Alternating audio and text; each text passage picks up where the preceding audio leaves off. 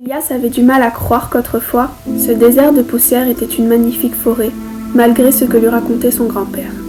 Tous les soirs depuis l'explosion nucléaire, je demandais à grand-père de me raconter comment elle s'était déroulée. La centrale, située à 80 km d'ici, a explosé le 12 juin 2100, il y a 5 jours. Pour refroidir le cœur du réacteur de la centrale, il puisait de l'eau dans le fleuve. Le niveau de l'eau a tellement baissé à cause du réchauffement climatique que le cœur du réacteur ne pouvait plus être refroidi. Cela a créé une explosion qui a tout détruit sur son passage, 50 km autour. Et 2 jours plus tard, la zone à moins de 100 km de la centrale a été mise en quarantaine. Voilà comment nous nous sommes retrouvés enfermés ici. Grand-père est mort ce matin. Hier soir, en allant me coucher, j'ai aperçu des brûlures sur ses bras, mais il n'a pas voulu m'en parler. Évidemment, c'est à cause de l'explosion. Je l'aimais énormément, il va terriblement me manquer.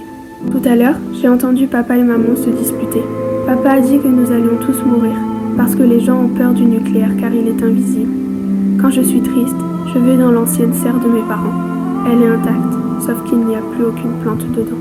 À cause de l'explosion, il ne reste presque plus d'animaux et de plantes. Papa dit qu'avant l'explosion nucléaire, il y avait environ 500 000 espèces de plantes sur Terre.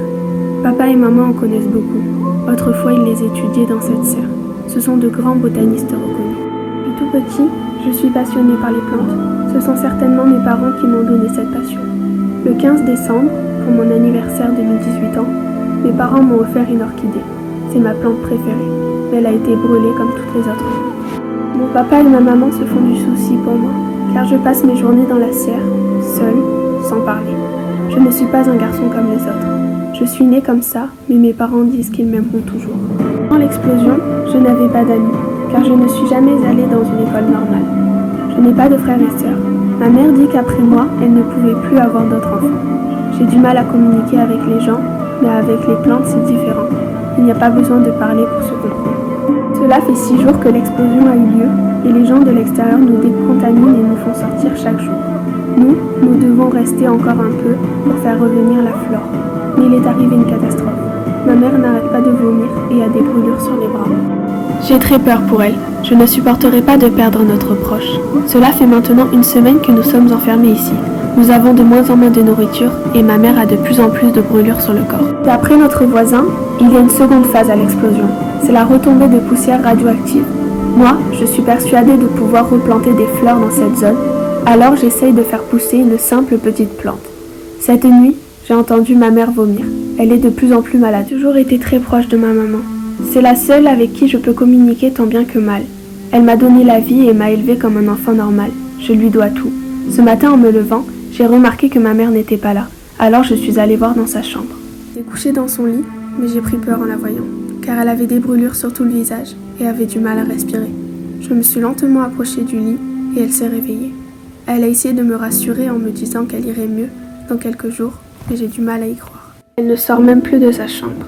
Ça y est, les gens de l'extérieur vont faire décontaminer ma maman et vont la faire sortir. Mon papa et moi, nous restons encore un peu et après nous la rejoindrons. Je suis tellement heureux, elle va s'en sortir. Nous allons tous nous en sortir. Papa avait tort, nous n'allons pas mourir ici. Les gens de l'extérieur vont nous sauver. Je suis encore dans la serre et je suis sûre que je vais arriver à faire pousser une plante. Cette bonne nouvelle me redonne de l'espoir. Ça y est, c'est le grand jour. Ils vont emmener ma maman, elle va être sauvée. Elle ne va vraiment pas bien. Elle ne bouge même plus et les brûlures recouvrent la totalité de son corps. Papa vient de m'appeler pour dire au revoir à ma maman. Je m'empresse de courir, mais en arrivant à la maison, je vois des gens avec des combinaisons. Ça m'a fait bizarre au début. Je ne m'attendais pas à ça. J'ai vu ma mère sur un brancard. Elle était attachée pour ne pas bouger. Elle avait le regard vide. Elle était très mince, on voyait ses os. C'était horrible, même insupportable. Je n'arrivais pas à croire que c'était ma maman. Elle était méconnaissable. Je me suis approchée lentement d'elle et j'ai pleuré. J'ai essayé de lui parler, mais aucun mot n'est sorti, comme d'habitude. J'aurais voulu cette fois y arriver, mais j'ai bégayé et mes mots ne voulaient rien dire. Alors je me suis contentée de lui embrasser le front, puis je l'ai serré dans mes bras. Tout à coup, elle a commencé à avoir des convulsions. Son corps tout entier tremblait. Elle hurlait à la mort. Les médecins se sont approchés de nous et nous ont dit qu'il valait mieux abréger ses souffrances, car tous ses organes étaient en train de dysfonctionner, et cela entraînerait une hémorragie interne. Il nous a dit qu'ils étaient venus ici pour une seule raison, la tuer. Un d'eux sortit une seringue et lui planta dans la peau. Là, je me mis à hurler de toutes mes forces en tombant à terre. J'étais incapable de me relever ou de dire un seul mot. Ils ont embarqué ma maman en nous laissant là, moi et mon père. Cela fait 3 jours que ma maman est partie. Je ne comprends pas trop ce qui se passe. J'ai l'impression de vivre un cauchemar. En fait, papa avait raison. Nous allons tous mourir ici. Je ne vois plus trop mon père. Il s'enferme dans sa chambre et moi dans la serre. Aujourd'hui, j'ai découvert quelque chose qui peut peut-être nous sauver.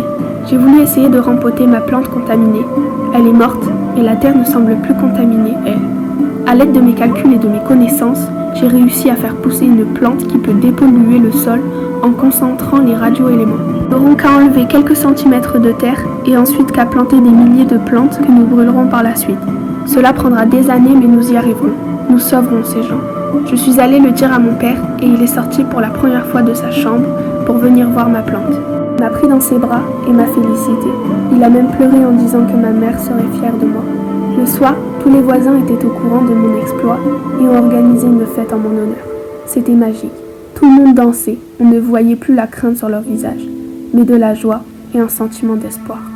Aujourd'hui, nous sommes le 12 juin 2101. Cela fait 1 an que l'explosion nucléaire a eu lieu, et bientôt 1 an que j'ai réussi à sauver des centaines de personnes. Mon idée a marché, et maintenant cette zone est presque comme avant. À part ça, ma mère me manque terriblement, mais je suis sûre qu'elle serait fière de moi. Après tout, je ne suis qu'un simple autiste.